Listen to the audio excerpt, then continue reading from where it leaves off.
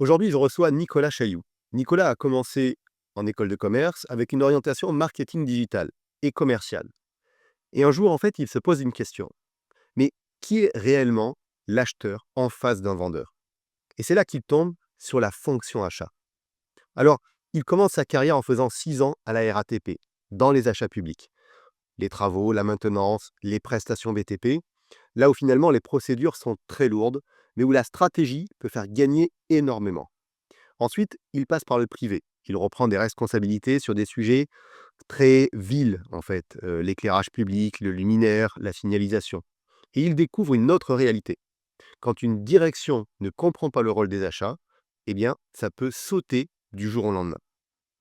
Alors, si tu veux comprendre ce qu'est vraiment les achats, la méthode, le terrain, les arbitrages et la prochaine révolution, eh bien, tu es au bon endroit. Alors, Nicolas, merci d'être là.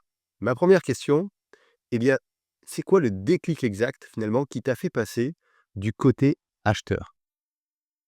Donc moi, initialement, j'ai commencé, plutôt par une école de commerce et marketing digital. Quand je suis arrivé en école supérieure, en fait, je savais pas encore vraiment ce que je voulais faire. Donc l'objectif, c'était toujours d'atterrir dans une école qui me permettait d'être assez polyvalent en termes de compétences. Et puis j'ai toujours aimé le relationnel, donc ça tombait quand même plutôt pas mal, l'école de commerce. Et c'est arrivé au bout de la troisième année où je me suis un peu posé la question, à force d'avoir des stages, des expériences en vente. Comment ça se passait en face du vendeur, donc côté achat, et c'est à ce moment-là que j'ai atterri, en fait, dans un stage achat. À partir de là, j'ai suivi le cursus de l'alternance, toujours dans les achats, et donc avec une embauche à la clé, j'ai fait en tout quasiment 6 ans au sein du groupe RATP, donc achat public, travaux et toutes les familles achats qu'on pouvait avoir aussi autour des travaux, du service, de la maintenance, de la prestation intellectuelle. Mais en tout cas, un écosystème beaucoup, tourné autour de la logistique travaux. Logistique service pour les autobus RATP et forcément un peu projet et ingénierie. Puis au bout des 6 ans, ce que j'ai quand même bien aimé, c'était le côté projet, et comme j'ai eu une proposition, pendant, vers les 6 ans, à la RATP d'aller rejoindre Vinci en tant que chef de projet, ça m'a un peu intéressé. Je me suis dit potentiellement que ça pourrait me plaire. Je suis jeune, pourquoi pas y aller maintenant? D'autant plus que, la dynamique de projet, pour moi, elle pouvait être aussi dans la continuité du métier d'acheteur. Donc je me suis lancé. Ça a été moins mon truc parce que ce que j'aimais bien quand même côté achat, c'est cette appétence, au financier, à la stratégie, d'un dossier.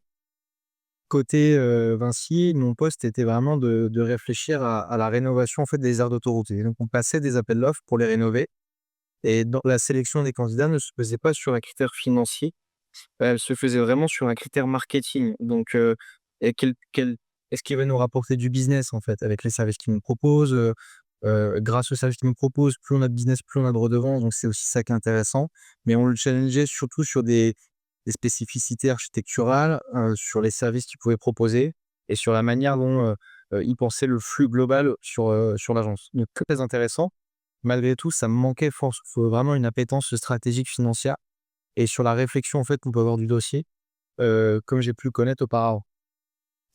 Et puis, en fait, ça tombait bien parce qu'à peine, un petit peu avant, de finir l'année, j'ai eu une proposition, en fait, de reprendre un poste de responsable achat chez Célis, qui était une entreprise, c'est une filiale de EDF et Eiffage, qui avait répondu à l'appel d'offres pour la ville de Paris, et grâce à ça, en fait, ils ont pu récupérer pour 10 ans un contrat d'exploitation et de rénovation de tout le parc luminaire pour la ville de Paris. Ça comprend donc forcément les luminaires, mais également ce qu'on appelait la SLT, la signalisation lumineuse tricolore, et aussi, les illuminations pour les ponts et les monuments. Et donc, c'était un poste que j'ai vraiment adoré, j'ai beaucoup aimé, et puis il y a eu un changement de présidence, et du coup les achats ont sauté. Donc, Ah oui, carrément. ouais, c'était, pareil, c'est un peu, je pense, c'est à mon avis, ça sera je serai pas le premier et je suis pas le dernier non plus à sauter, parce que c'est pas forcément, le poste qui est pour quelqu'un qui comprend pas forcément les achats, qui soit vraiment stratégique et qui va plutôt générer, en fait, des dépenses plus que des économies ou de l'argent. Donc, du coup, j'ai eu de la chance quand même parce qu'avec mon réseau, j'ai pu rebondir assez rapidement. J'ai intégré en tant que chef, achat travaux, du coup, à G2R La Mondiale, et c'était hyper intéressant, mais c'était un CDD. Et puis, comme quoi les choses sont plutôt bien faites. J'ai pas eu forcément non plus à chercher parce que c'est mon ancienne chef de la RATP qui m'a appelé et qui intégrait qui prenait la direction des achats de la filiale Cap Île-de-France et qui m'a demandé du coup de la rejoindre en tant qu'expert process métier pour les achats. Hem et bah, depuis, bah, je m'y plais assez et donc ça le cursus continue. D'accord, c'est top, ouais, ça fait pas mal de rebondissements, pas mal de sujets différents.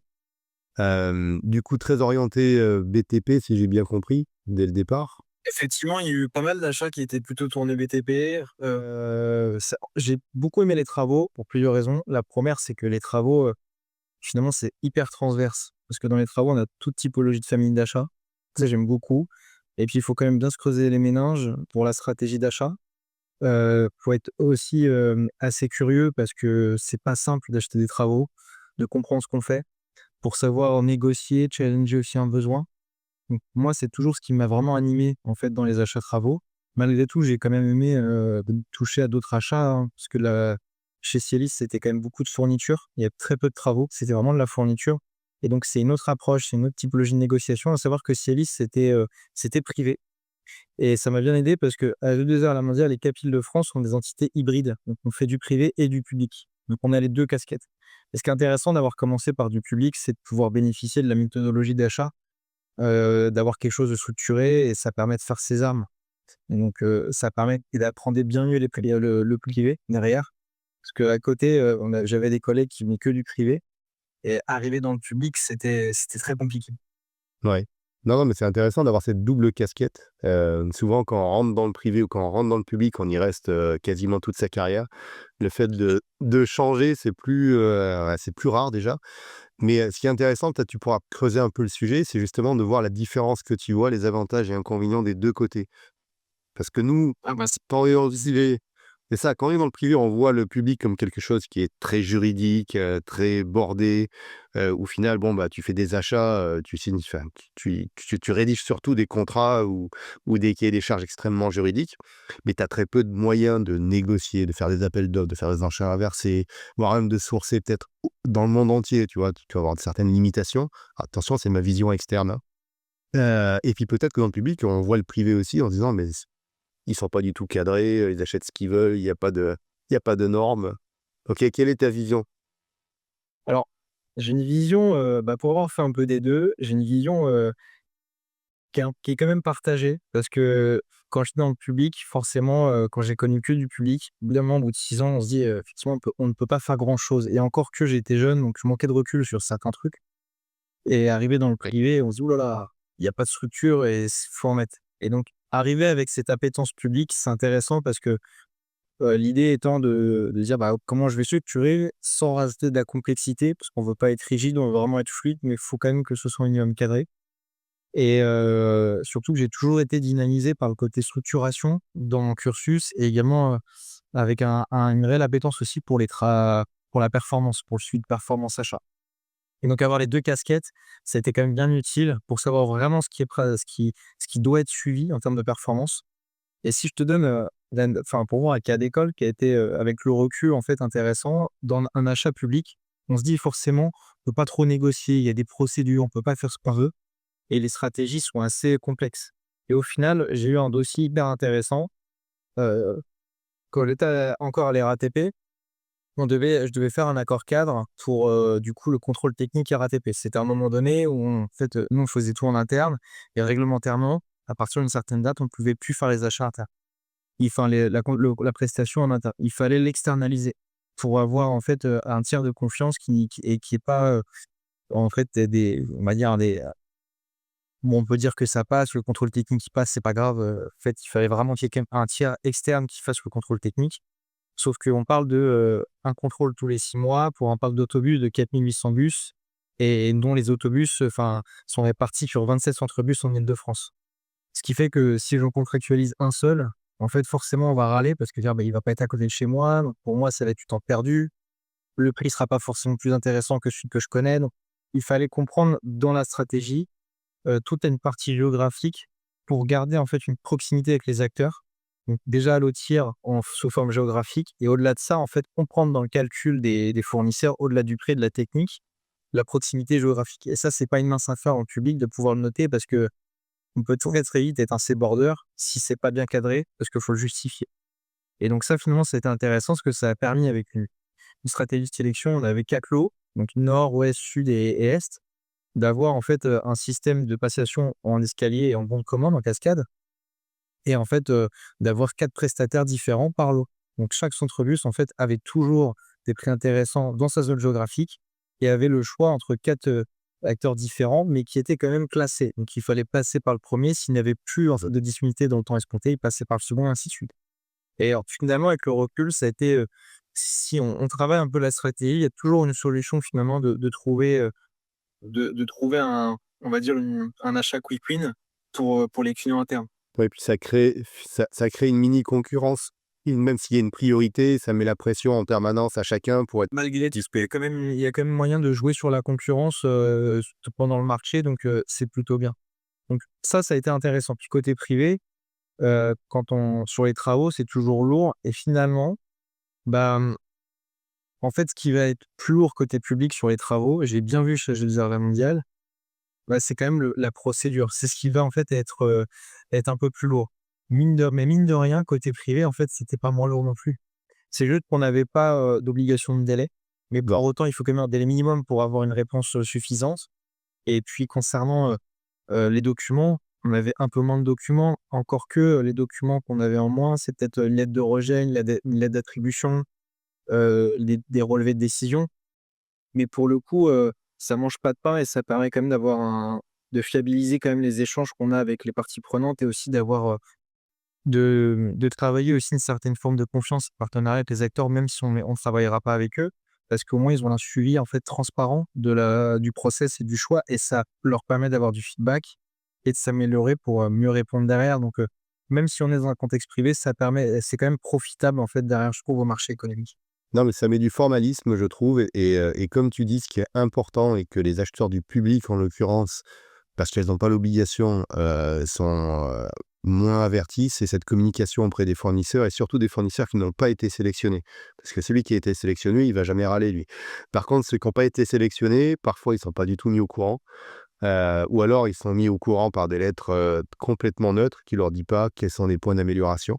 Alors je sais pas dans les ordres publics dans quelle mesure on est assez transparent, mais de manière générale, cette communication auprès des fournisseurs non sélectionnés, je trouve qu'elle mérite à être mise beaucoup plus en avant chez tous les acheteurs, publics ou privés. C'est ça. Moi, je trouve que c'est bien parce que, les entreprises passent du temps à répondre, que ce soit en public ou en privé, à faire une offre. Pour certaines même, ça leur coûte de l'argent. Et si elles sont pas prises, et qu'elles ont pas d'informations, je considère que c'est pas forcément bien vu. Et puis même en termes d'image, pour l'entreprise, on se dit: «Bah, la prochaine fois, en fait, ils vont pas répondre à mon besoin», alors que ça pourrait être intéressant. Et quand j'étais chez Celis, on avait beaucoup de situations de monopole. Alors, il y a aussi un gros contexte réglementaire et il y a un contexte aussi, de validation, comment dire? Des solutions par la Ville de Paris. Mais le fait qu'on soit en monopole et que du coup, si on est dans une limite, on ne donne pas d'informations ou de feedback aux entreprises, bah, ça va alimenter le monopole, en fait et donc ça, c'est dommage. Ouais. Que c'est bien de pouvoir alimenter ça, parce que derrière, en fait, on garde, même si on sélectionne pas toujours les mêmes entreprises, on garde un vivier d'entreprise qui est toujours prête, en fait, à venir répondre parce qu'il y a toujours eu cette forme de respect à donner du feedback. Ouais, ça donne envie, c'est ça, parce que moi je trouve que ce qui peut être démotivant pour les entreprises privées qui travaillent avec le public, c'est cette lourdeur administrative. C'est-à-dire que pour répondre à un appel d'offres public, bah, il faut avoir les nerfs, bien accrochés, de la patience, être hyper carré, sur tout. Est-ce que toi, cette partie-là, ça t'a fait finalement tu t'as ressenti le fait que tu aurais pu attirer des fournisseurs qui sont pas venus parce que justement c'était du public? Je pense que les entreprises qui ne n'arrivent pas à répondre, à du public et j'en ai discuté avec beaucoup, hein, souvent il y a ce préjugé, c'est lourd et puis on n'y connaît rien au public donc en fait, très vite, on va mettre un peu de temps et en fait, on va rien comprendre et on se dit: «De toute façon, il y aura d'autres personnes qui vont candidater et qui se maîtriseront mieux et qui seront pris» et au final, elles ont vraiment besoin d'être accompagnées, que ce soit directement par l'acheteur, avec soit des notes sur comment bien répondre, les points d'attention, soit en fait des entreprises qui vont pouvoir, du coup bien regarder, comment ça s'appelle? Enfin qui vont pouvoir se faire accompagner en fait pour répondre à un appel d'offres. Donc tout ça en fait va vraiment permettre de jouer sur, sur, comment dire, sur pour moi l'attrait en fait, être en capacité de répondre à un appel d'offres.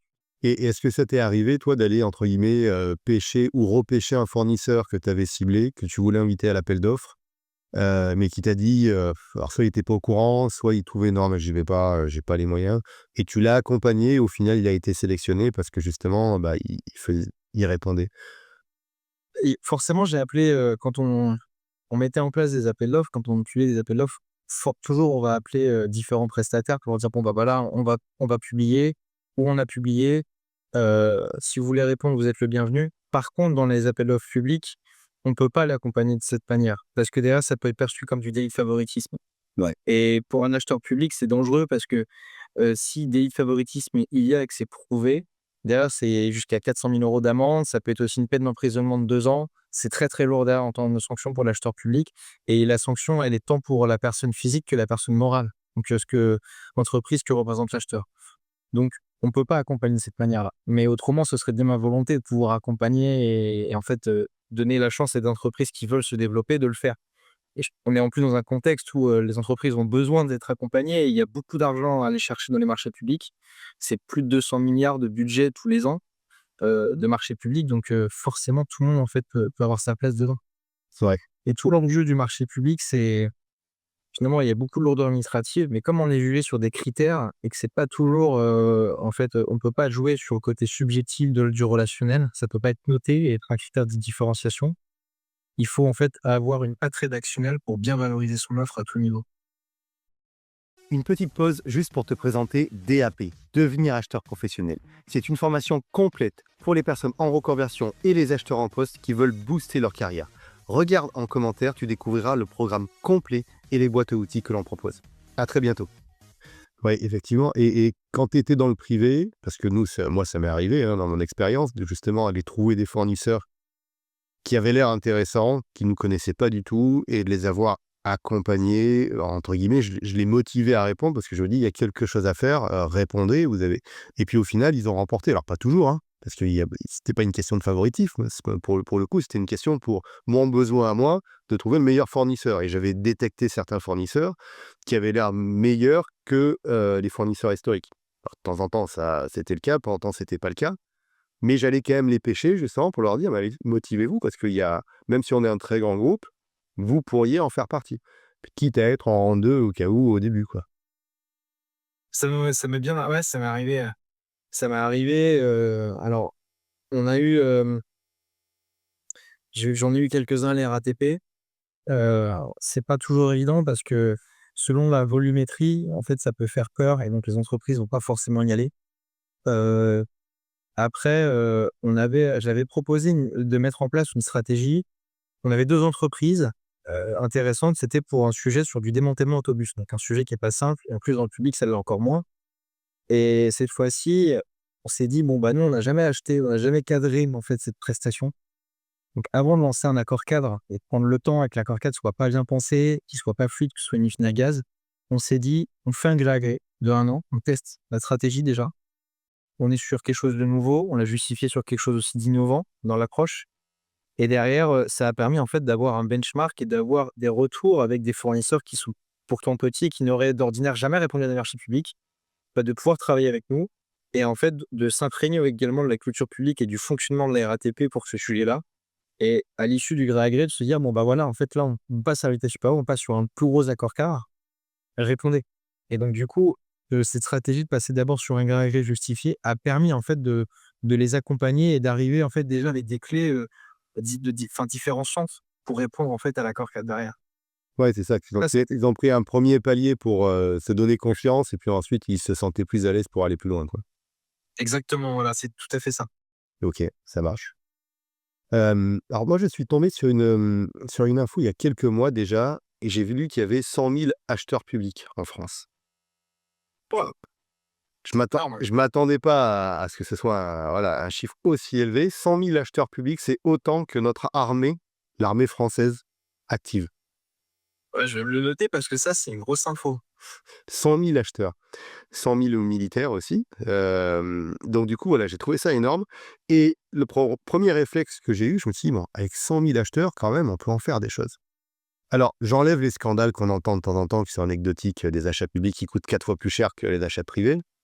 Ma question, elle est plus large, de me dire, mais alors pas pour tout, hein, mais pour une certaine typologie d'achat, pourquoi on ne mutualise pas nationalement? Les fournitures de bureau, des trucs en gros qui nécessitent pas, je parle pas du BTP qui pour le coup peut-être est justifié, hein, mais pour d'autres catégories d'achats, pourquoi il n'y a pas une volonté de la RATP avec, alors je sais pas, les plus proches ça va être la SNCF ou d'autres transports d'agglomération, c'est peut-être déjà le cas d'ailleurs, hein, mais pourquoi on n'a pas une approche collaborative?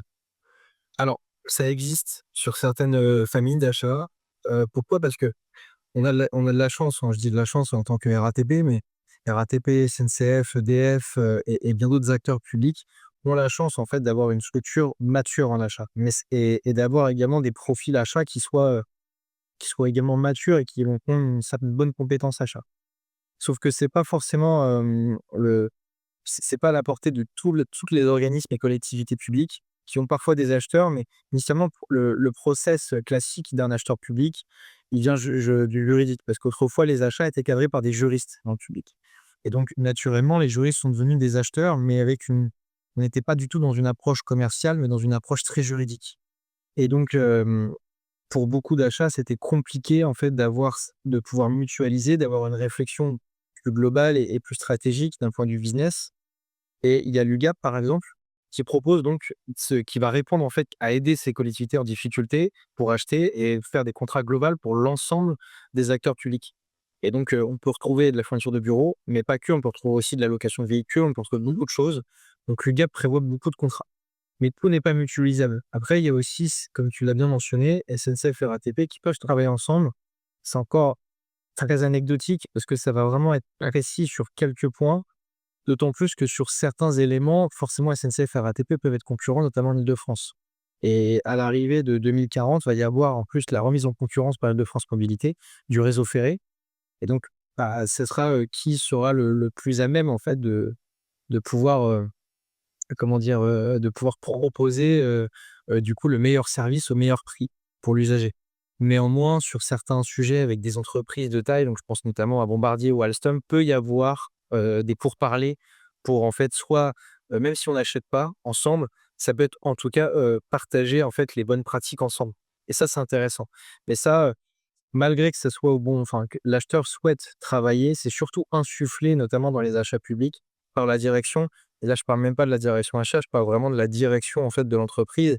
Donc anciennement, c'était Jean Castex, qui pouvait, en fait, insuffler cette dynamique, dire: «Mais il faut qu'on parle avec, nos homologues du ferré SNCF pour pouvoir, justement discuter et acheter ensemble, avoir des projets communs». Mmh. Ouais, mais j'irais même plus loin, c'est même au niveau du ministère de l'économie ou des finances, je sais pas qui chapeaute tout ça, de se dire à un moment donné alors je peux entendre encore quand on est sur des activités sensibles ou en concurrence, mais c'est loin d'être le cas. Quand on parle de collectivité, une mairie, elle est pas en concurrence avec la mairie d'à côté, quoi. Non, je pense que c'est surtout, ce qui peut être compliqué à mon avis, c'est la prise de contact qui peut pas toujours évident et puis on sait pas forcément toujours comment s'y prendre. Parce qu'à la RATP, c'est une entreprise, malgré tout qui est quand même très mature d'un point de vue achat, mais même si on est très mature, pendant encore quelques années et c'est encore récent, c'était très siloté en termes d'achat. On discutait pas entre départements pour pouvoir acheter groupe. Ouais. Et ça, c'est arrivé, vraiment quand je suis parti de la RATP en 2022, en 2021, 2021 ou 2022. La RATP, en fait, a commencé à acheter groupe et à se dire: «Bon, bah, il faut qu'on communique entre départements parce qu'on achète tous des fournitures de bureau, on achète tous, des choses, chacun dans son coin, alors qu'on pourrait mutualiser». Et il y a pas forcément des achats qui, sont propres à notre expertise, pour l'entité dans laquelle, on est. Et donc, il y a déjà eu cet effet groupe qui est arrivé, dire: «On achète, en fait, pour l'ensemble du groupe et tous les départements, discutons ensemble». Et puis derrière, la RATP, elle s'est a été, s'est dit: «Bah, on va faire la même chose avec nos filiales et donc proposons des achats, groupés filiales». Et donc c'est ce qui se passe avec RATP Cap Île-de-France. Un tiers de nos achats quasiment, heu, enfin peut-être même plus parce que là, je suis dessus sur la condition de la performance, on est quasiment à 80 de mes achats, ce sont des achats groupes. C'est-à-dire qu'on achète avec le groupe, RATP. Ouais. Et ça, du coup, ça permet de bénéficier d'une grosse volumétrie, de gagner beaucoup de temps aussi, puis de la ressource, parce que du coup, tout ça est opéré par le groupe. Donc c'est génial. Ouais, ouais. Non, non, mais il y a tellement de gains de productivité qu'on pourrait avoir, ne serait-ce que pour, bah, déjà lancer l'appel d'offres, mais ne serait-ce que sans aller au-delà de ça, quand on parle à chaque fois d'institutions publiques, juste de se partager les prix. Toujours pareil, je parle pas forcément des prix des achats directs, mais je sais pas, le prix d'électricité, le prix, de la ramette de papier, le prix de la location chez Six. Qu'on se dise: «OK, toi, l'agglomération de Lyon, tu payes combien? Moi, je paye combien? Toi, tu payes combien?» Bah, je me suis dit: «Mais attendez, vous bossez quand même pour le même patron à la base. C'est la France, Ça, bah, quoi». c'est très ça pour le coup, ça m'a beaucoup marqué parce que c'est vrai qu'il y en a certains qui vont pas trop communiquer les prix parce qu'il y a toujours des enjeux politiques ou bien des Ouais, mais les Rien, bah, dire: «Bon, bah, si je travaille avec vous parce que je veux vraiment ce dossier avec vous pour votre volumétrie, je vous fais un prix, mais je le ferai pas au voisin d'à côté parce qu'il aura pas le même volume. Si vous lui dites et qu'il revient me voir, après je vais être un peu bloqué, ça va être compliqué». Je l'ai vécu dans le public et dans le privé ça, mais pour autant, c'est vrai que ça serait quand même plus stratégique de pouvoir se partager les prix et il y a une entreprise ça me fait penser à une entreprise, que j'ai rencontrée l'année dernière aux Achats Days, des événements achats qui sont organisés par République Achat. Une entreprise qui s'appelle Sakara.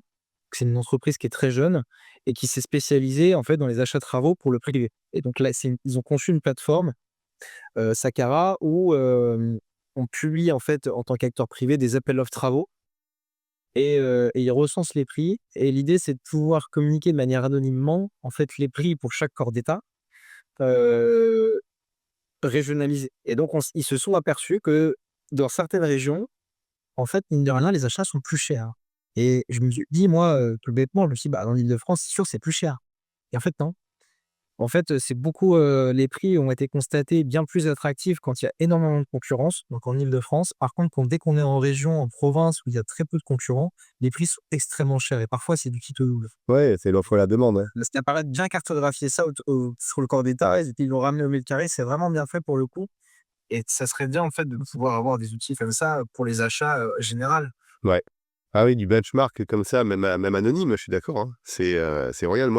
Alors, on avait mis en place quand je travaillais chez United Technologies, il y avait Otis, les ascenseurs, qui faisaient un truc similaire, en fait, pour le BTP, parce qu'ils devaient intervenir pour réparer, faire la maintenance des ascenseurs ou des escalators sur toute la France et ils avaient mis en place un outil, justement, du prix d'une pose d'une prise électrique, d'une prix, d'une intervention pour réparer un truc, ville par ville et on avait constaté des choses similaires. On voyait effectivement des villes qui étaient, 30 plus chères qu'une autre ou 50 plus chères qu'une autre, et parfois même, heu, à des distances assez proches et ça valait presque plus le coup de faire venir l'électricien de la ville d'à côté, même avec son transport, ça coûtait moins cher que l'électricien local. Donc le fait de cartographier ces prix-là, effectivement, localement, permettait effectivement d'avoir une vraie vision. Ouais, exactement, je trouve que c'est quelque chose pour moi, ça rend un véritable axe, en tout cas, d'optimisation sur les achats publics, ça c'est clair, mais je pense même dans le privé, hein. Et même dans le privé. Alors dans le privé, mon sentiment, en tout cas pour les grands groupes, c'est qu'il y a dernièrement, en tout cas, il y a beaucoup plus de transparence et de globalisation achat. Moi, quand je travaillais pour des groupes américains ou français, quand on faisait un appel d'offres, on ne demandait pas. On demandait la permission par politesse, mais en vrai, ils avaient pas le choix, quoi. C'est vos volumes, ils passent par les achats global, corporate, quoi. On fait un appel d'offres global pour toutes les entités, de tout ce qu'on peut faire. Ça peut être local quand c'est que du local, France, Europe, mondial selon les catégories d'achat. Mais il y a pas le choix. C'est-à-dire que vous commencez pas à négocier, vos ramettes de papier dans votre coin. Ça a pas de sens, quoi. Ça a pas de bon, mais je suis, totalement d'accord. Et Ça faut du coup, ça a toujours été quelque chose, en tout cas, pour moi, qui a participé, ça m'a toujours intéressé de travailler cette stratégie, notamment au niveau du prix, de comment on achète, où est-ce qu'on va chercher ces informations-là, qui on va solliciter pour ajouter de la concurrence. Et c'est vraiment ce que j'aime finalement dans les achats et ce qui aujourd'hui, pour répondre à ta question du début, hein, sur comment je me projette, fait que finalement je veux quand même rester dans les achats encore un bon moment parce que ça a toujours été quelque chose qui m'a vraiment attiré. ouais, non, puis c'est très complet, quoi. Relations internes, externes, et du coup, là, dans les évolutions que tu vois dans ton métier, alors soit dans tes catégories d'achat, soit de manière générale dans ton métier, quels sont un peu les changements que tu vois venir? Soit que toi, tu mets en œuvre parce que tu sens que c'est dans le sens, du vent, soit parce que on te l'impose et que tu sens qu'il y a des choses qui vont arriver et il va falloir que tu t'y prépares même à contrecœur. Alors, j'ai rien qui est à contre-cœur pour les achats. Je vois tout positivement pour le coup et malgré donc là, il y a un sujet qu'on a abordé, je trouve qui est très intéressant et sur lequel, je serais très content de pouvoir agir. Mais, à date, du coup, un sujet qui a toujours été spontanément, un sujet dont je me suis saisi, c'est le suivi de la performance pour l'entreprise. Quand j'étais à la RATP déjà, je commençais déjà à faire des tableaux de bord pour mon responsable et en fait à optimiser, optimiser, optimiser, optimiser et faire des tableaux, en fait dans tous les sens, sans forcément Excel, mais de manière le plus automatisée possible avec à 3 niveaux. Déjà remonter la performance économique, mais remonter également un niveau de charge des acheteurs. De savoir à quel moment mon acheteur est en sous-charge, est en surcharge pour mieux déléguer, répartir l'activité. Et également en fait, avoir, une vision un peu plus éclatée de la performance d'un acheteur. Elle n'est pas que économique, elle peut être également sur, la répartition en fait des familles achats qu'il a, en gestion, en portefeuille et de pouvoir en fait consolider l'ensemble. Derrière, ça m'a amené, du coup au sein de la RATP, à rejoindre leur programme ambassadeur qu'ils entretenaient tous les ans. Le programme ambassadeur, c'était, en fait d'identifier un acheteur parmi chaque, équipe et de le faire participer à une, on va dire sur 1 an, à une cellule de réflexion qui devait identifier des problématiques, des douleurs au sein de la direction achat et dire: «Bon, bah, comment, une fois qu'on a identifié une douleur qui est généralisée et qui est urgente, comment on va y répondre et qu'est-ce qu'on va proposer en fait comme outil, comme livrable, comme solution pour y répondre le plus possible?» Et donc moi, pendant 1 an, mon travail avec, 3 autres acheteurs, ça a été de réfléchir à répondre à une douleur qui était manager ma prescription. Comment, faire en sorte d'optimiser ma relation avec la prescription? Parce que, bah, la prescription, c'est pas toujours évident. En tant qu'acheteur, on peut souvent te cataloguer et tu vas me freiner parce que tu veux réfléchir à comment acheter, machin, bidule. Dans le public, c'est encore pire parce que je vais lui faire perdre du temps avec la procédure et puis, heu et puis c'est aussi savoir lui expliquer mes enjeux. Tout le travail relationnel, en fait, qu'on va avoir avec un prescripteur, c'est lui faire comprendre qu'en tant qu'achat, on a des enjeux et que si on n'est pas c'est surtout au service de l'entreprise qu'on les a et qu'au finalement, on a des intérêts communs et de son côté, l'acheteur doit aussi pouvoir comprendre ses enjeux techniques, de délai et plus, en fait, il y a, cette transversalité, en fait, des contraintes, et cette empathie l'un envers l'autre, plus, en fait, l'achat est performant et donc ça a été en tout cas toute la dynamique de cette année en tant qu'ambassadeur achat et derrière ça, c'est tellement ça m'a plu que systématiquement quand j'ai bougé d'entreprise en entreprise, bah, j'ai toujours tout de suite, en fait, regardé qu'est-ce que je pouvais, en fait, consolider comme information, qu'est-ce que je pouvais remonter comme performance et comment je pouvais l'adapter au contexte de l'entreprise et arrivé chez la G2R, ça a pris un autre niveau parce que du coup, cette partie, de suivi de performance, on y a carrément, en fait, intégré derrière pour chaque typologie de procédure, complexité de dossier et montant financier. En fait, on a associé derrière, on a cartographié le nombre de jours qu'on passait sur chaque dossier pour un acheteur et grâce à ça, en fait, de pouvoir suivre, et anticiper le nombre de jours qu'il nous faut, à engager pour, en fait, assumer l'activité et répondre aux échéances et donc à partir de là, savoir avec différents calculs, bah, j'ai pu automatiser, en fait, renvoyer un chiffre sur, bah, il nous faut 10 acheteurs pour la fin de l'année, si on veut pouvoir, en fait, assumer l'activité et répondre aux échéances de la prescription et derrière, en fait, à force d'optimiser, ça a permis, en fait, d'avoir des chiffres qui soient, non pas théoriques, mais vraiment concrets. Sur, bah, j'ai besoin de renforcer mes équipes de 2 acheteurs sur les 6 prochains mois, ou bien sur les 3 prochaines années pour les projets, une fois qu'on a de la visibilité avec le métier. OK, et du coup, tu as mis un outil en place pour arriver justement à traquer tout ça? Ça c'est vrai. C'est ça. En fait, j'ai du coup, à chaque fois, j'ai toujours pris cette casquette de suite performance où, j'étais identifié comme, bah, celui à qui, on reportait toute l'activité. Je consolidais le tout et donc c'est pour ça aussi que j'ai intégré, comment dire? Cap Île-de-France parce qu'il y avait besoin de consolider toutes ces performances achats et autre à travers ça, de savoir en fait, OK, quand on achète groupe, combien de temps on gagne? C'est combien d'acheteurs économisés? Quand on est, 10 acheteurs et qu'on doit faire beaucoup d'achats d'un seul coup et comme c'est une direction qui est jeune, en fait, est-ce qu'on a suffisamment d'acheteurs pour l'année prochaine, pour les 2 années d'après, pour les 3 années d'après, par rapport aux besoins, alors au renouvellement des contrats et cetera? Et donc tout ça, en fait, ça permet vraiment d'avoir une visibilité sur, mon niveau d'activité et sur, ma capacité, à gérer, en fait, cette activité dans le temps. Et du coup, est-ce que vous avez été suivi par la direction? Je sais pas, quand vous dites: «J'ai besoin de 10 acheteurs», je sais pas, la direction elle se dit: «10 acheteurs, vous êtes gentils, mais on n'a pas forcément les budgets». Alors du coup, j'ai dit 10 acheteurs, mais quand j'étais chez AG2R à la mondiale, c'était plutôt des chiffres, qui faisaient beaucoup moins peur, hein. C'était une équipe déjà de 50 acheteurs et on parlait en fait pour, justement, un pic d'activité sur, des achats de travaux pour le renouvellement des agences en France. Alors on était sur, 3 à 4 acheteurs et donc du coup, ça a été des consultants qui ont été embauchés, qui ont été sollicités et forcément ça il y a toujours un sujet et faut prouver, déjà à la direction, mais la direction est déjà plus ou moins convaincue. Après, il faut le prouver au RH. Donc il faut surtout, en fait, donner le meilleur argumentaire derrière et donner des et c'est à partir de là qu'en fait le calcul s'opérait. C'est donner des clés de justification, des arguments à la direction pour qu'elle puisse, elle, le défendre, auprès des ressources humaines et de sa direction d'exploitation, de dire: «Bah, j'ai besoin en fait, de débloquer du budget pour embaucher plus de monde, sinon on ne pourra pas acheter dans les temps» et forcément ça va pénaliser tout le monde. Non, mais ce qui est super intéressant, je trouve, dans cette approche, tu as raison, c'est qu'aujourd'hui, moi, je vois souvent des directeurs achats ou des acheteurs qui se plaignent effectivement de ne pas avoir les bonnes ressources, pas soit en qualité, soit en nombre, mais qui ne le justifient pas ou mal ou au feeling. Alors que si on apporte des éléments les plus tangibles possibles en disant: «Bah, regardez, on a, 10 projets qui vont se renouveler dans les, 12 prochains mois. Chaque projet, c'est en moyenne, je sais pas, 1 mois de travail ou 2 mois de travail. Par contre, c'est des projets qui sont ponctuels, donc je ne suis pas en train de vous demander d'embaucher 10 personnes ou même 3 personnes en CDI à vie. Il y en a peut-être une qui a besoin d'être embauchée en CDI à vie parce que vraiment il en aura besoin tout le temps et il y en a peut-être 2, vous prenez du consulting, ça va nous coûter momentanément assez cher, mais c'est 6 mois de mission et après c'est terminé pour les 3 ou 4 prochaines années et au moins c'est justifié financièrement dans le timing également et ça je trouve ça très, très intéressant, ouais.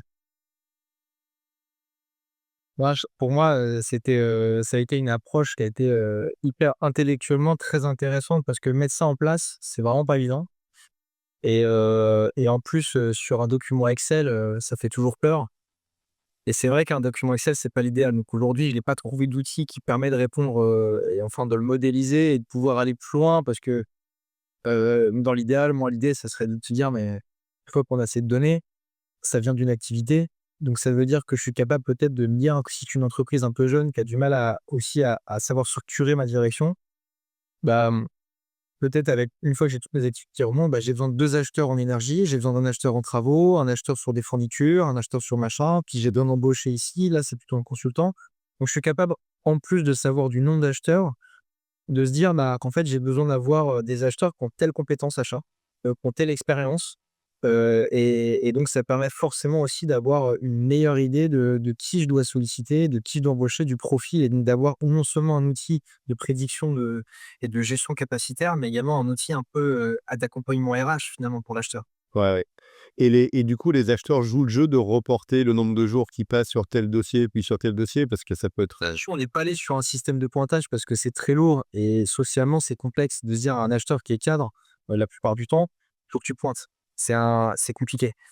Par contre, ce qu'on a fait, c'est qu'on a fait ce travail à H2R, on a fait également le travail à la RATP, puis on a recoupé avec, bah, du coup, mon réseau sur les trucs pour arriver à des chiffres qui soient le reflet de la réalité pour chaque typologie de procédure, type, une procédure négociée ou bien, si je fais un contrat cadre en privé ou un contrat d'application, combien de temps ça va me prendre en moyenne? Et donc d'être plutôt sur un standard et en fait, derrière d'appliquer des coefficients de complexité et selon, en fait, mon dossier, je vais avoir un nombre de jours qui sera fait. Et donc quand ils vont compléter, quand l'acheteur complète, en fait, il complète uniquement sa procédure et après tout s'automatisait.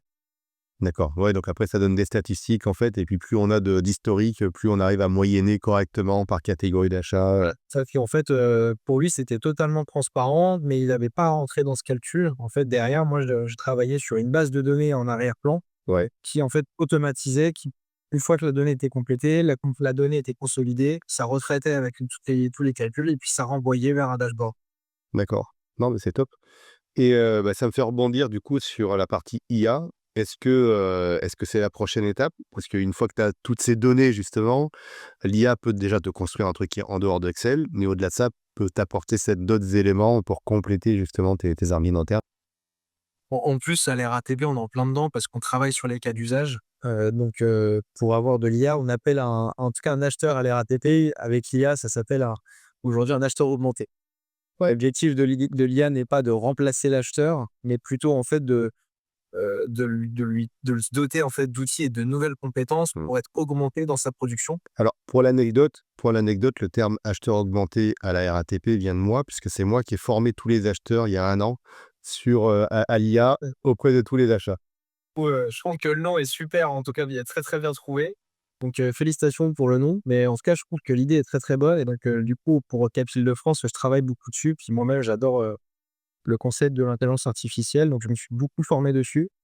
Effectivement, la prochaine, étape maintenant, c'est de pouvoir travailler à tout niveau et pas que sur de la performance avec de l'IA et de construire en fait des bases de données, sur lesquelles on pourra travailler avec de l'IA. Donc, notamment, on travaille beaucoup avec Gemini et Notebook LM pour construire des RAG, je pense que ça parle Ouais. et du coup pouvoir, en fait, fluidifier le travail à tout niveau, d'avoir des cas d'usage bien précis, d'avoir un RAG à chaque fois pour chaque typologie de données et de pouvoir en fait communiquer grâce à ça aussi en interne et en externe.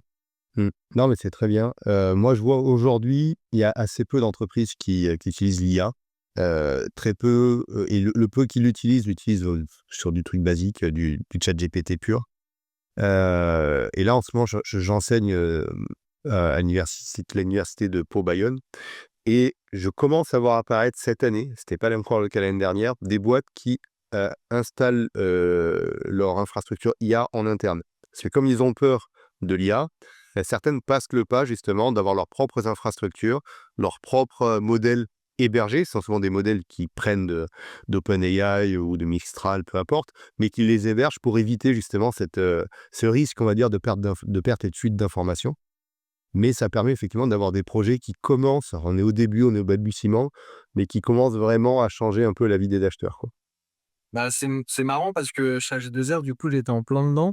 H2R Mondial, c'est, je crois, la première entité acheteuse qui a justement, mis en place, ça s'appelle Alia, qui ont justement conçu, une entité intelligence artificielle pour, justement, les acheteurs de H2R La Mondiale. Donc Almia, en fait, ça a été, une IA qui est vraiment, qui est open source, mais en tout cas qui est, dont la base de données est sécurisée uniquement pour H2R La Mondiale sur le papier. Après moi, je pense que de toute façon, les données, une fois qu'elles sont, ouais, dans le cloud, il y a toujours une fuite quelque part. Mais Oui, mais on peut effectivement maintenant, héberger sa propre IA, donc elle est pas dans le cloud, effectivement.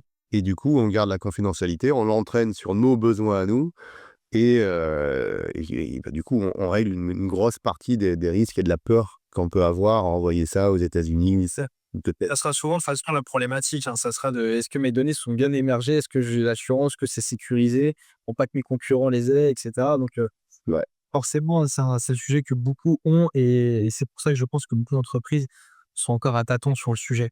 Parce que c'est pas une mince affaire. Mmh mh. Je discutais la semaine dernière avec des acheteurs publics, d'un groupement d'achat hospitalier qui, a priori, utilisent une IA pour, rédiger, tous les CCTP et cetera, les documents d'appel d'offres. Je sais pas toi si tu utilises ce type d'outil, ou, Alors j'en ai déjà entendu parler, mais je l'ai jamais testé directement. Heu, j'ai plutôt travaillé moi sur des agents IA pour le faire, pour aider. ouais, Et puis de toute façon, j'ai testé tout ce qui peut quasiment pas mal d'outils là IA, hein. J'ai testé du Gemini, j'ai du Notebook avec, bon chez Google, du Claude, du Perplexity, du IA et encore bien d'autres. En fait, à chaque fois, j'ai trouvé quand même des cas d'usage différents et le raisonnement va être différent, d'une IA à une autre et selon justement le cas d'usage qu'on va avoir, c'est mieux certaines fois d'utiliser tel ou tel outil et après, ce qui va faire vraiment la différence et notamment pour des sujets complexes comme un CCTP, ça va être la manière de le prompter. Il y en a beaucoup, en fait, qui demandent directement et qui vont pas forcément d'abord travailler un prompt et moi, j'ai vu la différence de se servir de l'IA d'abord pour prompter et ensuite pour livrer ce prompt et en fait, force la qualité du livrable est pas du tout pareille. Puis même après à apprendre à utiliser toutes les fonctionnalités de l'IA, il y en a beaucoup qui utilisent pas forcément qui utilisent la manière basique et qui utilisent pas, une recherche approfondie ou bien, du deep research pour pouvoir aller plus loin, derrière dans le contenu qui serait livré. non, 99 des utilisateurs utilisent très mal l'IA, du coup, en sont pas satisfaits. Ils ont une vue finalement qui est assez limitée et assez négative, alors qu'effectivement, faire un prompt, c'est pas facile. Et moi, ce que je dis souvent, c'est ton IA, c'est comme ton stagiaire. Si tu lui dis juste en une phrase ce qu'il doit faire, il fera des conneries. Si tu la formes, que tu lui expliques, que tu lui donnes des exemples, etc., bah forcément, ton stagiaire, il sera bien plus performant que si tu me demandes de faire un CVTT from scratch. J'ai cahier des charges, Ouais. son IA et moi, il y a des fois quand j'ai des demandes, je peux passer, presque 10 minutes ou 15 minutes, avec le dictaphone pour pouvoir lui passer commande et ensuite j'ai un prompt et après j'améliore le prompt, je passe du temps pour le relire et après je peux le laisser travailler et passer sur une autre tâche. C'est ça. Et puis ne pas hésiter aussi à poser la question. C'est-à-dire, voilà, tu donnes ton prompt, puis après tu lui demandes, tu lui dis, voilà, qu'est-ce qui me manque? Qu'est-ce que tu imagines le plus? Et un autre point là aussi, c'est tout ce qui va être de l'apprentissage, c'est-à-dire lui mettre, aujourd'hui, il y a moyen de mettre, que ce soit dans ChatGPT, Gemini ou autre, une base de données. Dans le public, aujourd'hui, tous les appels d'offres publics sont publics, justement. C'est-à-dire qu'on a accès à tous les CCTP de France depuis les 40 dernières années. J'exagère peut-être, mais en gros, on a des milliers de données accessibles qu'on peut mettre dans une IA, en machine learning pur. Et derrière, il a une base de données dédiée, vraiment axée sur les achats publics.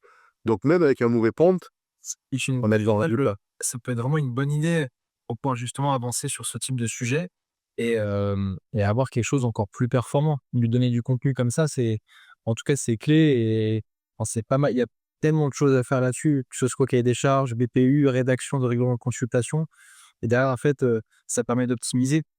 Ouais, Même, là, le truc que j'essaie de mettre en place, quand je suis arrivé avec Cap Île-de-France, il y avait une base documentaire, mais ça allait dans tous les sens. Donc déjà, le premier point, ça a été de restructurer l'archivage, la manière dont on archive. Et une fois que c'est bien structuré et que c'est bien tagué, derrière, maintenant, l'objectif, c'est d'avoir un agent IA pour les acheteurs, avec justement Gemini Notebook LM, pour lui dire, quand je cherche tel document, où est-ce que je dois me diriger? Et en faisant ça, en connectant à toute la base documentaire, c'est pouvoir se dire, demain, je dois renouveler un contrat. Peux-tu me donner, en fait, tu peux passer à commande en ayant, en fait, tout le retour d'expérience des contrats passés. mmh. Non, non, il y a énormément de choses. Ce que je te propose, c'est de conclure justement sur ce sujet-là. Comment tu te vois, toi, dans 20 ans, avec justement cette évolution des IA, des achats, etc. Quel acheteur tu seras, si tu es encore acheteur, si juste il y aura encore des acheteurs, allez, dans 15 ans? Alors, je pense que quelque chose qui me plairait bien, moi, ce serait vraiment, en fait, d'intervenir, pour une direction, pas forcément en interne, peut-être en tant que consultant, mais en fait, de contribuer au développement d'une entreprise sur sa stratégie, sur le déploiement d'outils qui se veut, fluide et vraiment pertinent pour l'organisation, pour fluidifier l'organisation et toujours dans une logique de performance à tout niveau et pas qu'au service de l'entreprise, mais aussi au service de l'acheteur. Donc c'est plutôt comme ça, en fait, que je me verrais moi dans une quinzaine d'années et d'aller chercher beaucoup d'expérience encore aujourd'hui et du coup les 15 prochaines années. Ça marche. Donc l'acheteur existera encore dans 15 ans. J'y pense, ouais, je le pense, ouais. Je pense que juste là, ça sera un métier qui va changer comme beaucoup d'autres. Ouais, on va évoluer, on va se transformer. C'est ça, exactement, je pense aussi.